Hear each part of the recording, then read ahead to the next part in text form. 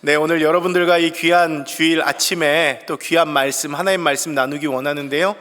사도행전 9장 말씀 가지고 또 하나님 말씀 나눌 때 또 하나님께서 여러분에게 주시는 은혜가 가득 흘러 넘치기를 소망합니다.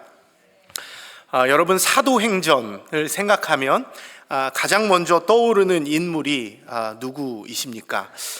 각자마다 좋아하는 성경 인물이 있기 때문에 베드로를 생각할 수도 있고 또 다른 인물들을 생각할 수도 있겠지만, 우리가 사도행전을 읽을 때 단연 생각나는 사람은 바로 사도 바울입니다. 바울이 대표적인 인물이죠. 사도 바울은 기독교 역사에서 매우 중요한 인물인데요, 생명의 복음을 전해야 한다는 사명 하나로 무려 25년 동안 약 1만 6천 킬로미터를 여행하면서 많은 지역에 교회를 세웁니다. 그리고 흩어진 성도들을 양육하면서 일생을 보내요. 그리고 그 과정 속에서 그는 교회를 향한 사랑의 마음을 담아서 많은 편지들을 기록하게 되는데요, 지금 우리가 가지고 있는 성경책 신약성경의 27권 중에서 무려 13권 정도가 바울 서신으로 분류되고 있습니다.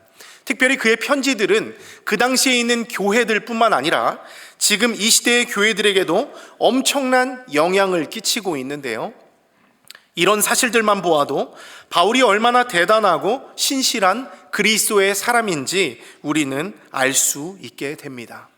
여러분, 그런데 여러분들이 잘 아시는 대로 바울이 원래부터 그런 사람이었는가? 우리가 정말 잘 알고 있는 것처럼 절대로 그런 사람이 아닙니다.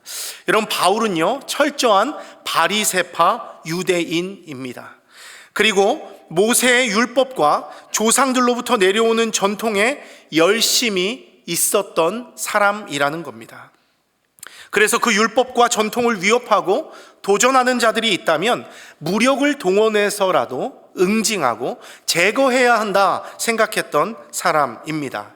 여러분, 그런데 성경을 보니까 누가 그런 도전을 하고 있습니까? 바로 예수와 그를 추종하는 자들이 바로 그런 도전을 하고 있는 것입니다. 유대인의 전통과 율법을 무너뜨리면서 사회를 혼란스럽게 만들고 있고요, 하나님의 이름을 심각하게 모독하고 있습니다. 그래서 바울은 이 예수 집단을 위험한 이단 집단으로 생각합니다. 예수를 따르는 사람들을 핍박하고 그들을 완전히 없애는 일을 자신의 인생 사명으로 여기게 되는 것입니다. 실제로 사도행전 7장 58절 이하를 보십시오. 바울은 초대 교회 박해의 중심에 서 있습니다. 스데반 집사가 복음을 전하다가 돌에 맞아 순교할 때 그 배후에 바울이 있었음을 우리가 보게 되고요, 8장 1절을 보면 바울이 스데반이 죽임당함을 마땅히 여겼다 말하고 있습니다. 그러면서 바울은 본격적으로 교회를 박해하기 시작하는데요, 그 박해가 얼마나 지독한지 성도들은 그 박해를 견디지 못합니다. 그래서 초대교회 성도들은 예루살렘을 떠나 온 유대와 사마리아와 모든 땅으로 흩어졌다, 성경은 기록하고 있는 것이죠. 여러분, 그런데도 바울은 정말 무섭도록 끈질긴 사람입니다. 그들의 흩어짐조차도 가만두지 않아요. 땅끝까지 쫓아가서 예수의 추종자들을 완전히 뿌리 뽑으려고 합니다. 오늘 본문 1절 말씀을 한번 보십시오. 뭐라고 이야기합니까? 사울이 주의 제자들에 대하여 여전히 위협과 살기가 등등했다, 이렇게 말하고 있고요, 또 대제사장에게 가서는 뭐라고 이야기합니까? 예수를 따르는 사람들은 누구를 막론하고 결박하여 예루살렘으로 잡아올 수 있는 행정적인 권한, 공문을 요청하고 있습니다. 무슨 말이에요? 내가 이 모든 거 다 처리할 테니 나에게만 맡겨달라, 이런 말입니다.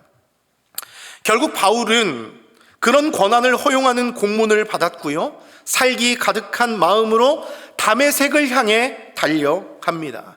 마치 브레이크가 고장난 자동차처럼 그리스도인들을 무섭게 추격하고 있는 것이죠. 여러분, 아마 바울은 자신이 지금 하나님을 위한 선한 열심으로 잘 달리고 있다 생각했을 것입니다. 하나님이 너무나 기뻐하는 일을 내가 잘하고 있구나, 그렇게 생각했을 것입니다.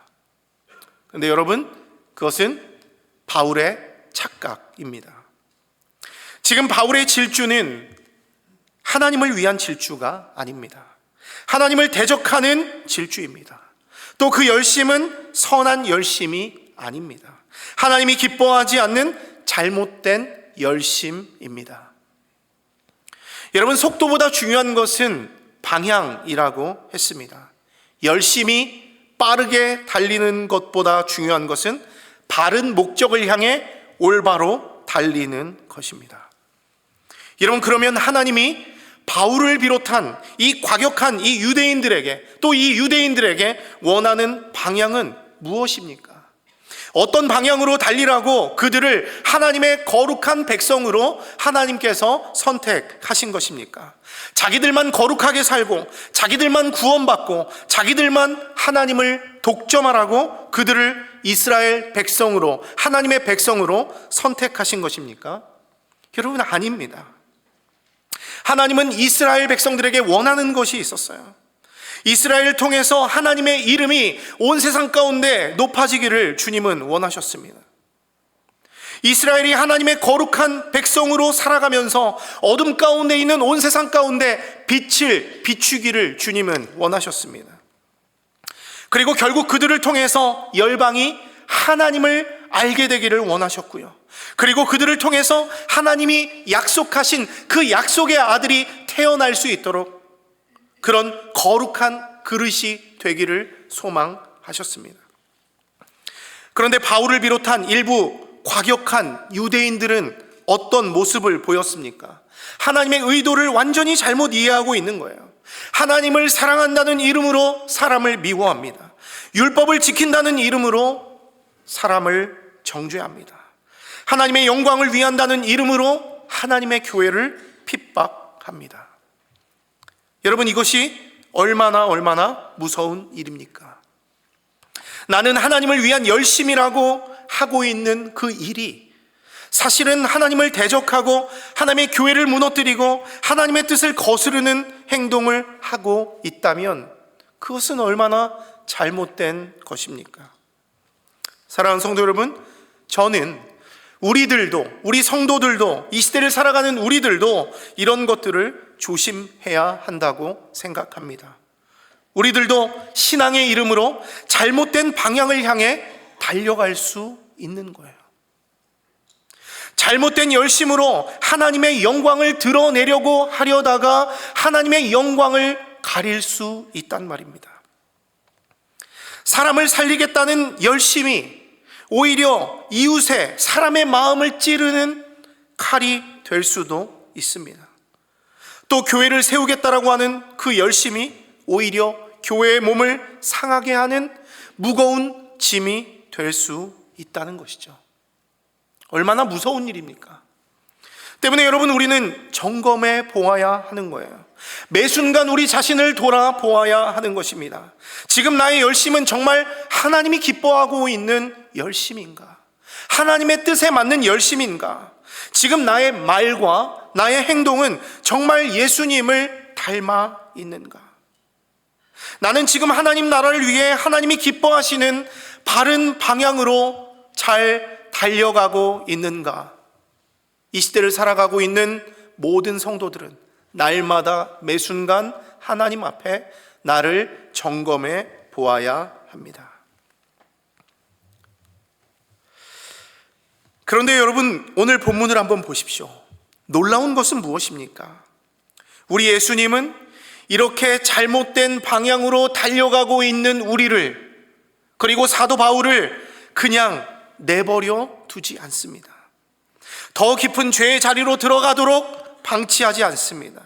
돌이킬 수 없는 심판의 길로 계속 달려가도록 버려두지 않습니다. 어떻게 합니까?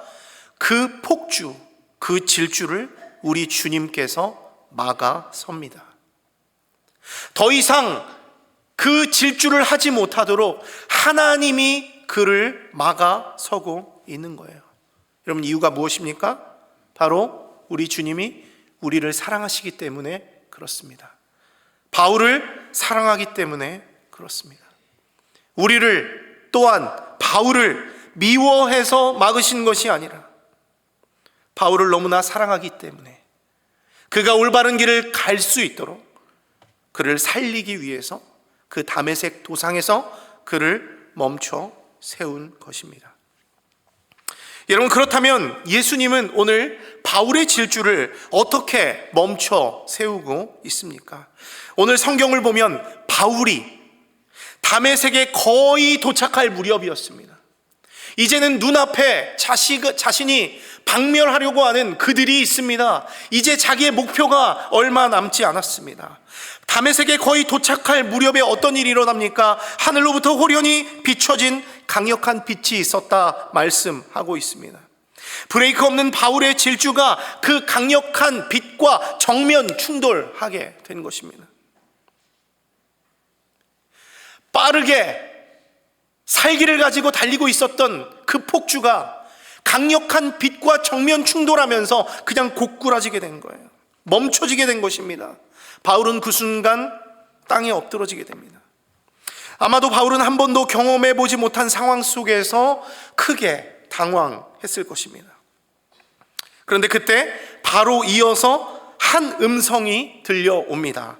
본문 4절 말씀인데요, 제가 한번 읽어드리겠습니다. 땅에 엎드려져 들음에 소리가 있어 이르되 사울아 사울아 내가 어찌하여 나를 박해하느냐 하시거늘. 이런 음성이었습니다. 여러분, 갑작스러운 빛과 충돌한 것도 정말 놀라운 일입니다. 한 번도 경험해보지 못한 놀라운 일이 지금 자신 앞에 벌어지고 있는 거예요. 그런데 한 음성이 자신의 이름을 2번이나 부르고 있어요. 여러분, 아까 공동체 성경 읽기 읽는 소리 들어보십시오. 얼마나 무섭습니까? 가만히 있는데 누가 사울아 사울아, 민수야 민수야, 얼마나 무섭겠습니까? 자신의 이름을 정확히 2번이나 부르면서 사울아 사울아 네가 어찌하여 나를 박해하느냐, 이렇게 말하고 있습니다. 여러분, 두려움에 휩싸인 바울은 지금 이 음성이 누구의 음성인지 알 수 없습니다. 다만 어떤 초월적인 존재가 지금 자신에게 나타났다는 사실만큼은 직감하고 있습니다. 그래서 떨리는 마음으로 물어봐요. 주여, 누구십니까? 누구시기에 지금 저에게 이런 일을 벌이고 있습니까? 물어봅니다. 그러자 어떤 대답이 돌아옵니까? 나는 내가 박해하는 예수다. 이런 대답이 돌아옵니다. 나는 네가 박해하는 예수다. 여러분, 아마 바울은 엄청난 충격을 받았을 것입니다. 여러분, 바울은 앞서 말씀드린 대로 지금 자신의 개인의 사사로운 감정을 가지고 이 일을 하고 있는 게 아니에요. 시간이 남아 돌아서 이런 일을 하고 있는 것이 아닙니다. 하나님을 향한 거룩한 열심으로 하고 있는 일이에요. 하나님의 마음을 기쁘게 하겠다고 하고 있는 일입니다.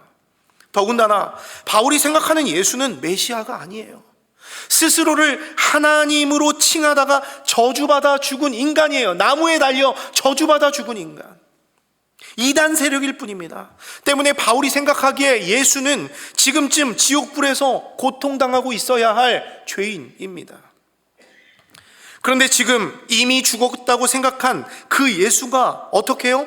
부활하여 자신 앞에 나타나 있습니다. 그리고는 강력한 빛과 음성으로 내 이름 사울의 이름을 부르면서 나의 열심이 얼마나 잘못된 것인지 말하고 있으니 얼마나 큰 충격이겠습니까?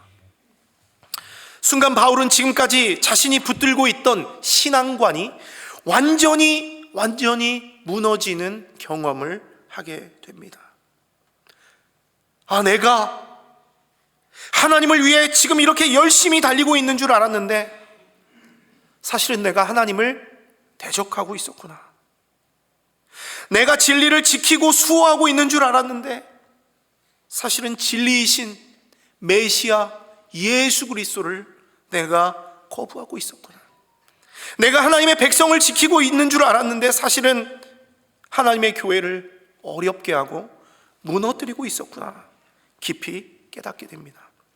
그리고는 자신이 그토록 핍박했던 그 예수가 나무에 달려 저주받아 죽은 한 인간이 아니요, 성경의 약속대로 나를 구원하기 위하여 이 땅에 오시고 십자가에 못 박히시고 부활하신 하나님의 참 아들이요 참 그리스도이심을 그제서야 분명히 알게 된 것입니다.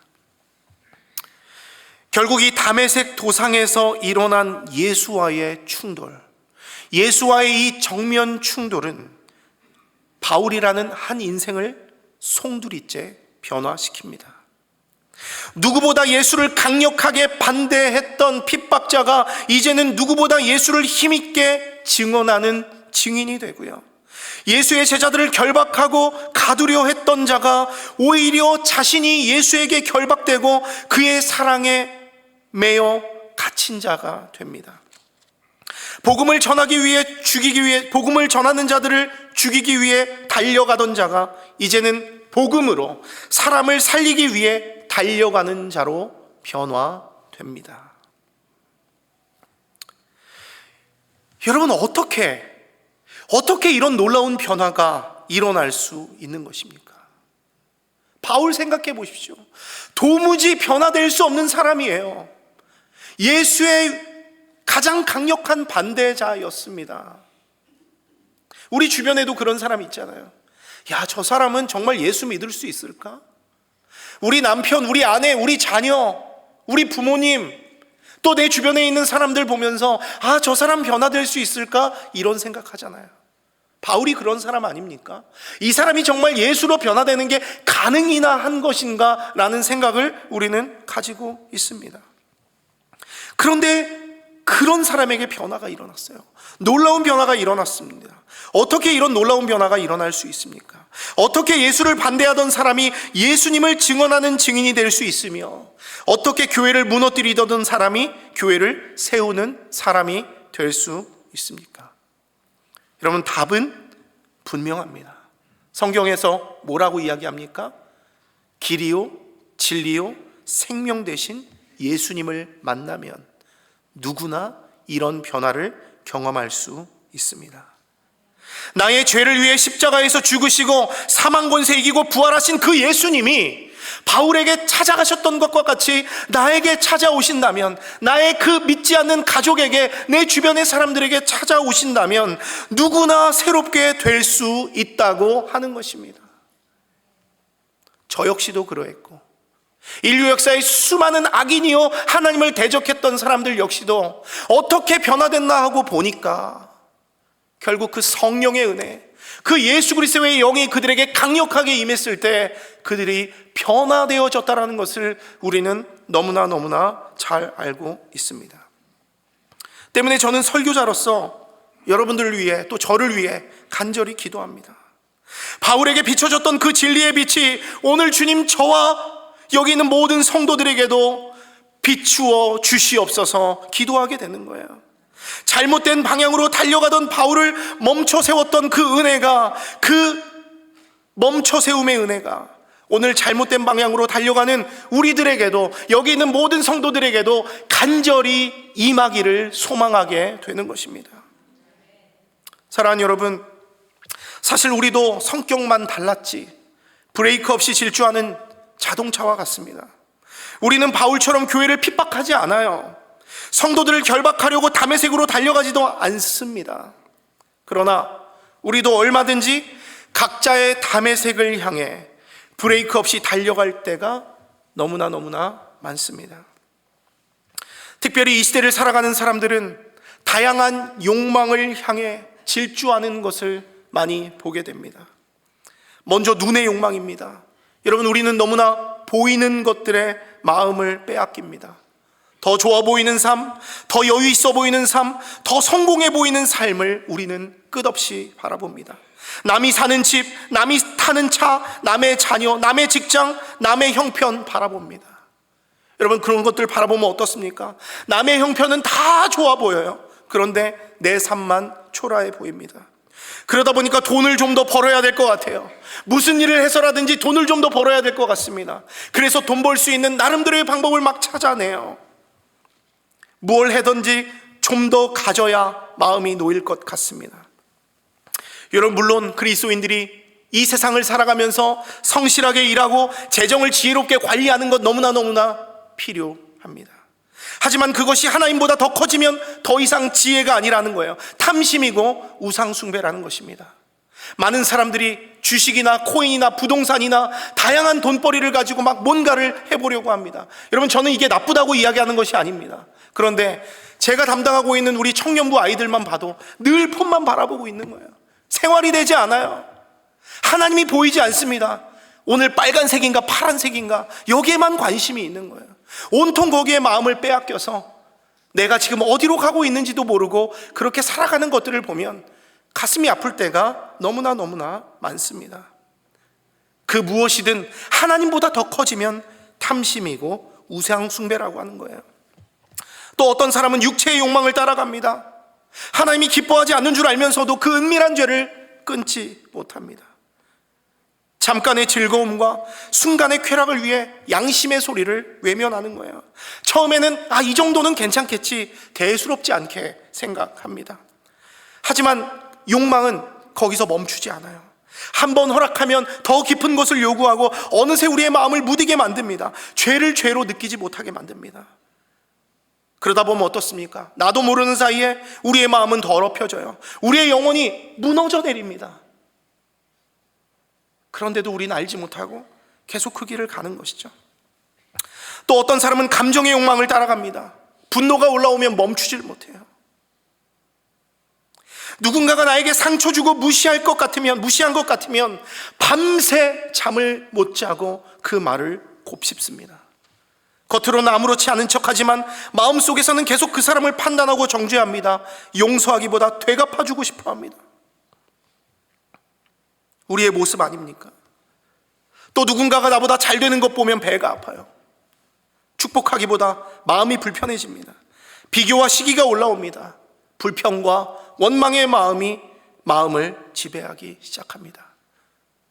내 말은 날카로워지고 결국 뒷담화와 수군거림으로 흘러가게 됩니다. 여러분, 성경은 이런 모습을 결코 가볍게 보지 않는다는 거예요. 눈의 욕망과 육체의 욕망과 감정의 욕망을 향해 질주하는 것, 성경은 이것을 뭐라고 이야기합니까? 죄라고 이야기합니다. 왜 그렇습니까? 그 중심에 하나님이 없기 때문에 그래요. 방향이 완전히 잘못되었기 때문에 그렇습니다. 결국 이것은 하나님이 주인이 아니라 내가 주인 되어 살려고 하는 마음에서 나오는 잘못된 질주라고 할 수 있습니다. 때문에 우리는 스스로에게 진지하게 질문해 보아야 합니다. 나는 지금 무엇을 향해 달려가고 있는가? 하나님보다 더 사랑하는 것은 무엇인가? 하나님이 기뻐하지 않는 줄 알면서도 포기하지 못하고 붙들고 있는 것은 무엇인가? 하나님이 멈추라 하는데도 끝까지 달려가고 있는 나의 담의색은 무엇인가? 오늘 이 시간에 이 말씀을 들으며 한번 스스로에게 질문해 보아야 합니다. 여러분, 그러면 이런 잘못된 질주를 멈출 수 있는 방법은 무엇입니까? 누가 이 질주, 나의 이 심각한 질주를 멈추게 할 수 있습니까? 앞서 말씀드린 대로 오직 예수님만이, 길이요 진리요 생명 되신 예수님만이 우리의 잘못된 질주를 멈추게 할 수 있는 유일한 분입니다. 부활하신 예수님이 바울에게 나타나셔서 잘못된 열심으로 달리는 그의 질주를 멈추게 하셨잖아요. 마찬가지로 오직 부활하신 예수님만이 온갖 종류의 잘못된 질주를 하고 있는 우리를 멈추게 하고 새롭게 할 수 있는 유일한 분입니다. 특별히 하나님의 멈춰주심은 그 자체가 은혜예요. 어떤 사람은 말합니다. 하나님이 내 인생을 가로막고 완전히 내 인생이 산산조각 났는데, 내 인생이 완전히 망했는데, 바닥에 완전히 떨어져 버렸는데 그게 어떻게 은혜입니까? 항의합니다. 여러분, 여기에 대해서 한 가지 예를 들어보겠습니다. 성경을 한번 생각해 보십시오. 하나님은 사랑하는 자신의 백성이 잘못된 길을 걸어갈 때 그들을 어떻게 하십니까?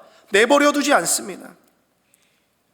과거 이스라엘이 하나님을 떠나 우상을 향해 질주할 때 하나님은 선지자들을 보내서 경고하셨어요. 돌아오라. 사랑하는 아들아, 사랑하는 내 딸아, 내 백성아, 돌아오라 기회를 주시면서 경고하셨습니다.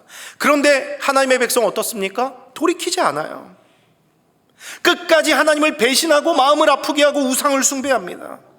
그러자 어떻게 합니까? 하나님이 바벨론 포로라는 아픈 사건을 통해서 그들의 질주를 멈추게 한 거예요. 완전히 뿌리 뽑고 완전히 망하게 해서 그들을 다시 새롭게 하는 하나님의 그 수술이 시작됐다는 거예요. 암덩어리를 제거하는 그런 수술이 시작됐다고 하는 것입니다. 여러분, 인간의 눈으로 보면 이것은 수치이고 상처예요. 실패이고 무너짐입니다. 그런데 여러분, 하나님의 눈으로 보면 어떻습니까? 지금 성경을 읽는 우리의 독자의 눈으로 보면 어떻습니까? 그것은 끝이 아니라, 심판이 아니라 회복의 시작이에요. 하나님이 하시는, 우리를 향해 드시는 몽둥이는 우리를 완전히 무너뜨리고 완전히 죽이려고 하는 몽둥이가 아니라 우리를 살리기 위한 사랑하는 부모님의 사랑의 매라는 거예요. 적당한 견책이라고 하는 것입니다. 죄악을 완전히 뿌리 뽑고 파괴하고 넘어뜨린 이후에 다시 새롭게 하기 위한 하나님의 큰 그림이고요. 자기 백성에게 다시 한 번 더 기회를 주시려고 하는 하나님의 은혜라고 하는 것입니다. 여러분, 그런 의미에서 보면 하늘 높은 줄 모르고 오르다가 땅으로 떨어졌다면 여러분, 그것은 은혜입니다. 온갖 나쁜 짓을 일삼으며 질주하다가 망하거나 걸리거나 망신당했으면 그거 은혜입니다. 돈에 목매다가, 이성에 목매다가, 사람에게 목매다가 차이고 배신당했으면 그거 은혜입니다. 잘못된 지식과 잘못된 열심으로 질주하다가 문제가 생겼으면 그게 바로 은혜입니다. 아픈 이야기지만 그게 은혜입니다. 그렇게 멈춰짐을 당하고 진리이신 예수님 앞에 옛 자아가 산산조각 나야 그때서야 비로소 인생의 참 주인이 누구인지 명확하게 드러나게 되는 거예요. 내가 무엇을 붙들고 누구와 함께하고 어디를 향해 달려가야 하는지 우리는 분명하게 깨닫게 되는 것입니다. 어떤 시인은 그렇게 이야기하더라고요. 산산조각 나야 산산조각을 얻게 되지. 여러분, 우리가 산산조각 났을 때 모든 것이 망하고 다 깨지고 끝나고 얻은 것이 없어 보이지만 우리에게 남은 건 뭐예요? 산산조각 난 나의 연약함을 보면서 얻게 되는 게 뭡니까? 하늘에 계신 하나님을 알게 되는 것입니다. 여러분, 저는 청년부를 담당하고 있는데요, 날마다 매일 아침 우리 청년들을 위해 기도합니다. 또 내 자녀들을 위해서 열심히 기도합니다. 여러분, 어떤 기도입니까? 이 시대의 젊은이들이 청년의 때에 진리 되신 예수님과 거룩한 충돌을 경험하게 해달라고 기도합니다. 제가 청소년기 때, 제가 청년의 때에 부활하신 예수님과 거룩한 충돌을 경험했습니다. 그 은혜가 제 인생을 통째로 바꿔버렸습니다. 여러분들이 보시기에는 정말 제가 별거 아닌 것처럼 보일 수 있겠지만 저 스스로를 평가했을 때 예수 믿기 전에 저와 예수 믿은 후에 저는 완전히 다릅니다. 그게 얼마나 큰 은혜인지 저는 너무나 잘 알고 있습니다. 그래서 저는 청년들을 위해서 기도할 때 우리 청년들 부자 되게 해주십시오, 유명해지게 해주십시오, 더 똑똑하게 해주십시오, 이렇게 기도하는 것이 아니라 전도서의 말씀과 같이 곧 곤고한 날이 이르기 전에, 나는 아무 낙이 없다고 할 날들이 가까워오기 전에 바로 이 청년의 때에 나를 창조하신 창조주를 기억하고 섬기게 해달라고 우리 청년들과 자녀들을 위해서 기도합니다. 그분과 함께 걷고 그분을 위해 살 수 있도록 기도합니다. 왜 그렇습니까? 그것이 가장 복된 은혜이기 때문에 저는 돈을 구하는 기도, 세상의 성공과 세상의 능력을 구하는 기도가 아니라 하나님이 이들이 청년의 때에, 젊음의 때에 부활하신 예수님과 거룩한 정면 충돌을 경험하게 하여 주시옵소서, 그렇게 기도하는 것입니다. 사랑하는 성도 여러분, 말씀 마무리합니다. 혹시 깊은 어둠 같은 인생 살고 계신 분 있습니까? 앞이 보이지 않는 거칠은 광야를 지금 지나고 계세요. 만일 여러분들이 그 어느 때보다도 고독하고 힘들고 풀리지 않고 낮아진 삶을 살고 있다면 그것은 광야가 아니라 은혜임을 기억하시기 바랍니다. 하나님께서 여러분들을 사용하기 위해서 여러분들을 새롭게 하시고 다시 태어나게 하는 과정임을 여러분 믿으시기 바랍니다. 그런 의미에서 저는 오늘 함께 찬양하고 우리가 함께 기도했으면 좋겠어요. 지금 내 인생이 고장난 자동차처럼 잘못된 질주를 하고 있다면 하나님 멈춰 주십시오. 기도했으면 좋겠습니다. 그 질주의 끝에서 엉뚱한 것에 충돌해서 허무하게 죽는 것이 아니라 할 수 있다면 진리 되신 예수님과의 거룩한 충돌을 경험함으로 나의 옛 자아가 산산이 부서지고 이제는 주님이 이끄시는 대로 올바른 방향을 따라 순종하며 살아갈 수 있도록 우리가 함께 기도했으면 좋겠습니다. 그런 은혜가 여러분 모두에게 있기를 바랍니다.